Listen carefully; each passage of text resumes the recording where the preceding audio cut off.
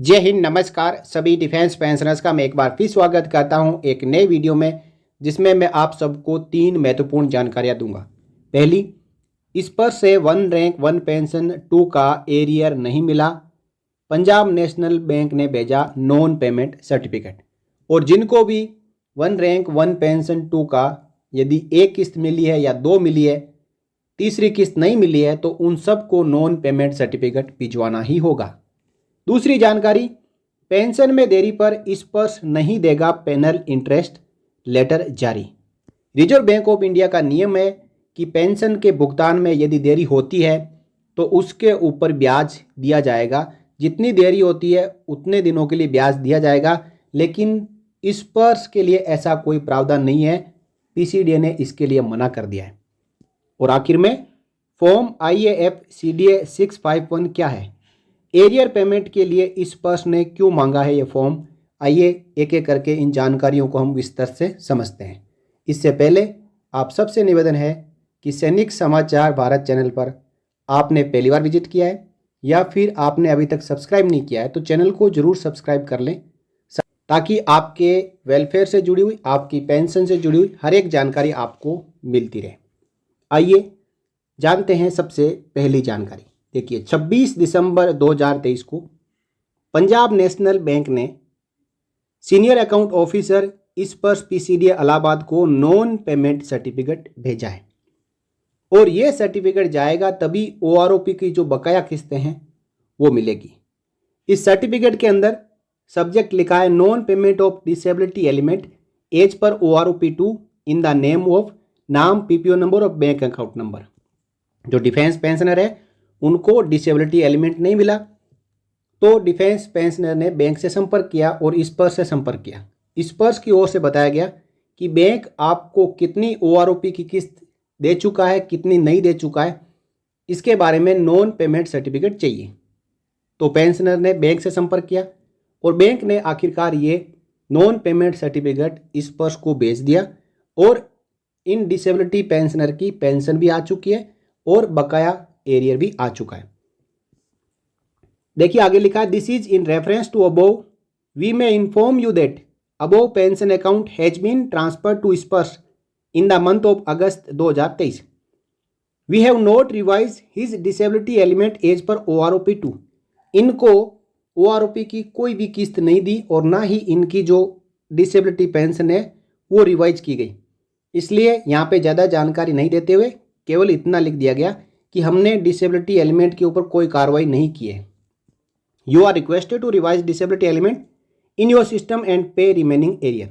This may be considered as non payment certificate by CPPC Chandigarh to arrange the payment of disability element arrear to the pensioner. यानी यहाँ पे साफ clear कह दिया गया कि हमने OROP 2 का जो डिसेबिलिटी एलिमेंट का कोई भी एरियर नहीं दिया है और इस लेटर को नॉन पेमेंट सर्टिफिकेट समझते हुए स्पर्श इन पेंशनर का एरियर जारी करें। तो जिन किसी पेंशनर को OROP की कोई किस्त नहीं मिली है और किस्त मिलते मिलते पहले कुछ किस्तें बैंक से मिली, उसके बाद पेंशन का बैंक से स्पर्श में माइग्रेशन हो गया, आगे कोई किस्त नहीं मिली, तो ये कार्रवाई आप भी कर लें। अगली जानकारी जुड़ी हुई है कि यदि कोई भी पेंशन डिस्बर्सिंग एजेंसी आपकी पेंशन को डिले सैंक्शन करके डिले डिस्बर्स करती है तो उसके ऊपर रिजर्व बैंक ऑफ इंडिया का आदेश है कि जितने दिन भी डिले की जाएगी पेंशन, उसके ऊपर पेनल इंटरेस्ट लगेगा और ये पेंशन डिस्बर्सिंग एजेंसी उस पेंशनर को भुगतान करेगा। तो किसी पेंशनर ने RTI के जरिए PCDA से पूछा कि क्या यदि स्पर्श भी पेंशन डिस्बर्समेंट में देरी करता है तो उसके ऊपर कोई पेनल इंटरेस्ट लगेगा। तो 30 जून 2023 को इस RTI का जवाब दिया गया। RTI ऑनलाइन डाली गई थी 3 मई 2023 को। इसका जवाब क्या है वो आप समझिए। With reference to above please refer para 8 of PCDA circular number 165 dated 22 February 2013 and RBI master circular 2021। इन दोनों में लिखा हुआ है कि पेंशन में देरी होने पर पेनल इंटरेस्ट दिया जाएगा, under which the pension to pay interest was made by RBI to pension paying banks to avoid delay in payment. The same is not for cases where PDA was any other agency, that is DPDO, post office और Nepal pensioner के लिए. Further, there is no order where ISPERS is mandated to pay in interest. यानी ISPERS के लिए जो RBI का circular है उसमें ऐसा कुछ भी नहीं लिखा हुआ है कि ISPERS पेंशन देने में देरी करता है तो पेंशनर को पेनल इंटरेस्ट भी देना है. लेकिन यहाँ पे बड़ी बात यह है कि ISPERS 2021-22 में लॉन्च हुआ है और जो PCDA का लेटर है वो 2013 का है. इसका मतलब ये नहीं है कि PCDA इस RBI के सर्कुलर से पल्ला झाड़ लेगा. डिले मतलब डिले कोई भी पेंशन डिसबर्सिंग एजेंसी पेंशन देने में देरी करती है तो उसके ऊपर पेनल इंटरेस्ट दिया जाएगा. तो सुओ मोटो ये RBI का जो सर्कुलर कहता है 2021 का कि कोई भी पेंशन डिसबर्सिंग एजेंसी है यदि पेंशन देने में देरी करती है तो पेनल इंटरेस्ट दिया जाएगा, ISPERS पर भी लागू होता है. यदि ऐसा नहीं है तो रिजर्व बैंक ऑफ इंडिया को चाहिए कि वो ISPERS को भी इसमें सम्मिलित कर दें, क्योंकि ISPERS भी कई बार ऐसे पेंशन देने में देरी करता है.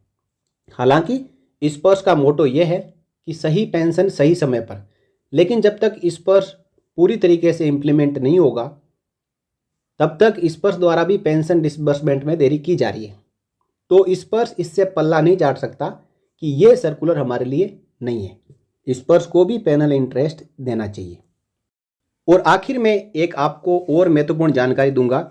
ये जानकारी जुड़ी हुई है पुराने एरियर की कि यदि किसी PCDA की टेबल के अनुसार 7वें पे कमीशन का, ORP2 का या ORP1 का किसी बैंक ने उस पेंशनर को एरियर नहीं दिया और अब उस पेंशनर का माइग्रेशन बैंक से ISPERS में हो चुका है, तो अब क्या कार्रवाई करनी है? तो इसके लिए एक फॉर्म है, ये फॉर्म भर के भेजना पड़ेगा. इस फॉर्म का नाम है IAF-CDA 651. इस फॉर्म को पेंशनर द्वारा जो उसकी पेंशन डिसबर्सिंग एजेंसी बैंक थी इससे भरवा के CPPC भेजना होगा और CPPC इस फॉर्म को ISPERS को भेजेगा, तभी पुराना एरियर मिल पाएगा. और एक ऐसा लेटर पेंशनर को भी मिला है. देखिए CPPC ने State Bank of India Jaipur को लेटर लिखा जिसमें लिखा payments of arrear of non drawal of pension from 1 March 20 to 30 April 21 in respect of pensioner, और PPO नंबर और अकाउंट नंबर यहाँ पे लिखा है.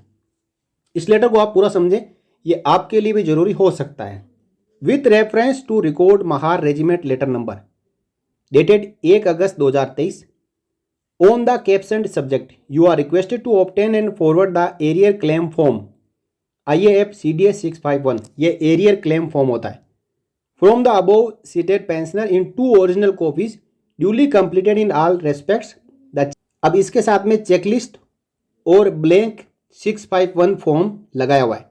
You are also requested to sign the attach certificate which needs to be submitted along with arrear claim form for onward submission to ISPERS PCDA Prayagraj for taking time barred sanction of arrear of pension. The pension record of above cited pensioner is migrated to ISPERS on 28 January 22 under ISPERS PPO number. यानी इसमें कहना है कि जो pension में देरी हुई है इसकी वजह से जो पेंशनर का एरियर का क्लेम है वो टाइम बार्ड हो चुका है, यानी समय से ज़्यादा हो चुका है.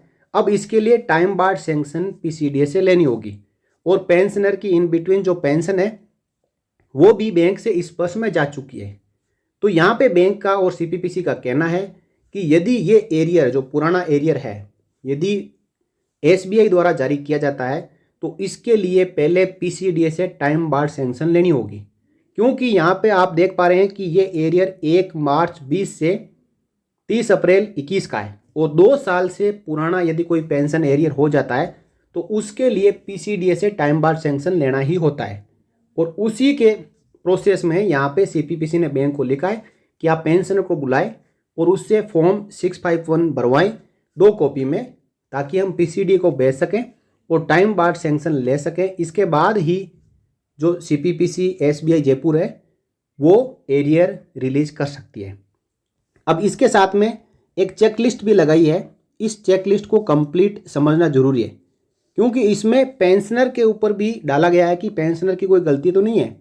तो इस चेकलिस्ट में क्या क्या डॉक्यूमेंट लगाने हैं वो लिखे हुए हैं। एक तो form 651 duly field and signed, तो यस नो इसके ऊपर टिक करना है।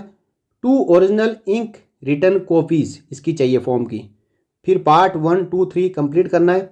इसके साथ साथ ही एक्सप्लेनेशन लेना है पेंशनर का कि उसकी गलती से तो कोई पेंशन में देरी नहीं हुई है, और इसका जो है एफिडेविट स्टाम्प पेपर लेना है।